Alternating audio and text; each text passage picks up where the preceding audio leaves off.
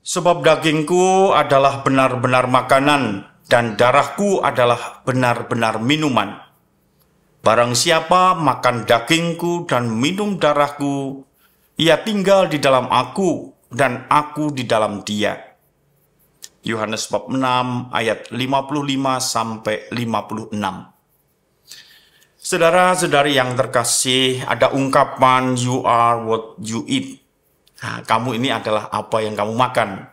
Kalau kita makan makanan yang sehat, kita menjadi sehat. Kalau kita makan makanan yang kurang sehat, kita tidak menjadi sehat. Kalau kita banyak makan, ya kita menjadi seperti gemuk seperti saya. Karena apa yang saya makan juga menjadi daging dalam diri saya dan membentuk diri saya. Saya menjadi seperti ini karena saya juga suka makan. Jadi apapun yang saya makan akhirnya membentuk diri saya dan juga memberikan diri saya seperti ini, membentuk diri saya menjadi seperti ini. Nah, kita juga renungkan dari sabda-sabda Tuhan bahwa Tuhan itu juga ketika mengajar tentang roti hidup, dia memberikan dirinya sebagai roti hidup, tetapi rupanya juga mereka tidak mengerti karena Tuhan mengatakan bahwa dia telah memberikan roti hidup itu adalah dagingnya yang dia berikan untuk hidup dunia. Mereka tidak mengerti.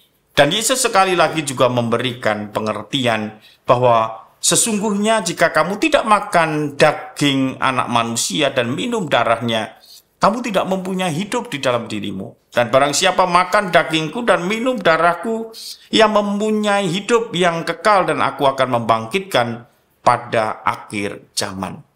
Nah, mereka juga belum memahami apa artinya memakan daging dan darahnya, minum darahnya. Dan Tuhan sekali lagi memberikan penjelasan bahwa kalau orang tidak makan dagingnya dan minum darahnya, dia tidak akan memperoleh hidup yang kekal. Dan kemudian dia berkata, barang siapa makan dagingku dan minum darahku, ia tinggal di dalam aku dan aku di dalam dia.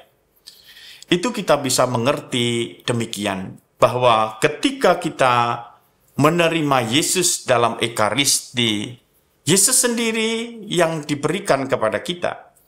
Dan Yesus yang memberikan dirinya itu dalam rupa roti yang kita terima. Dan itu adalah benar-benar daging dan juga benar-benar darahnya. Disitulah kita juga membiarkan Tuhan tinggal di dalam diri kita. Dan kita juga tinggal di dalam Dia. Dan kalau Tuhan tinggal di dalam diri kita dan kita tinggal di dalam dirinya, kita tentu kemudian juga belajar terus-menerus menyesuaikan hidup kita dengan hidup Tuhan. Dan dengan juga anugerahnya yang Dia berikan, Tuhan juga membentuk diri kita, mengubah diri kita. Kalau kita juga kemudian tidak kaku terhadap diri sendiri atau tidak mengandalkan diri sendiri, tetapi terus-menerus kita menyerahkan hidup kepada Tuhan. Dan dengan kita terus-menerus menerima Tuhan di dalam diri kita, menjadikan Tuhan itu terus berkuasa di dalam diri kita, akhirnya kita kemudian bersatu dengan Tuhan. Ya, dan Santo Yohanes dari Salib, dia mengajarkan kepada kita bahwa tujuan hidup kita ini adalah bersatu dengan Tuhan dalam cinta kasih. Artinya, ketika kita memiliki cinta kasih seperti Tuhan, kita akhirnya mampu bersatu dengan Tuhan. Dan untuk sampai ke sana, digambarkan oleh Santo Yohanes dari Salib, itu seperti kayu yang untuk menjadi bara, dia harus terbakar habis. Sehingga kemudian ketika unsur-unsur yang membuat kayu itu basah menjadi kering, dan kemudian kayu itu berubah menjadi api.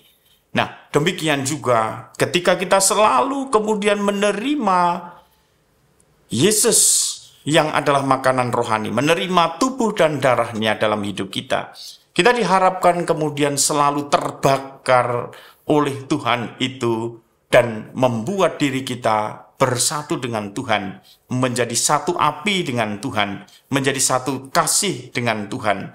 Dan itulah yang juga dikatakan oleh Rasul Yohanes, tinggallah di dalam kasih-Mu, dan kemudian kamu akan memperoleh sukacita. Dan inilah juga panggilan.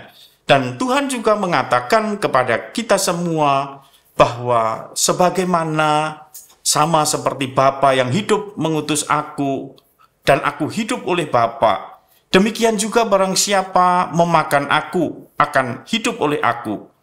Itu artinya bahwa kemudian kita dengan bersatu dengan Tuhan, kita diberi kekuatan untuk melaksanakan tugas perutusan sama seperti Tuhan. Ya, sama seperti Bapa mengutus aku, demikian juga kemudian aku mengutus kamu, sama seperti aku hidup oleh Bapa, demikian juga kamu akan hidup oleh aku. Dan hidupmu akhirnya menjadi tanda kehadiran Tuhan dimanapun mereka berada, dimanapun kita berada. Karena kalau kita sudah bersatu dengan Tuhan, kita juga di situ menghadirkan Tuhan sendiri. Nah, saudara-saudari yang terkasih di dalam Tuhan, kita perlu selalu menerima Yesus setiap hari, setiap saat, menerima Dia sebagai makanan rohani, supaya Dia mengubah diri kita, sehingga kemudian kita juga menjadi sakramen-sakramen, tanda kehadiran Tuhan dimanapun kita berada. Tuhan memberkati.